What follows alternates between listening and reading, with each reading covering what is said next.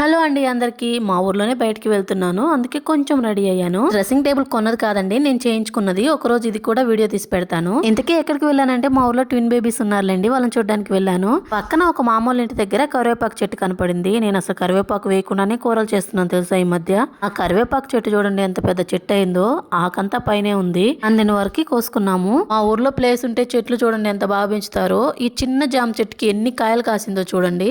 జామకాయ టేస్ట్ మాత్రం చాలా బాగుంది, తీయగా ఉన్నాయి. పెట్టి కొంచెం కోతగానం అంటారు కదా, ఆ సామెత అయితే ఈ చెట్టుకు బాగా వర్తిస్తుంది అనుకుంటా.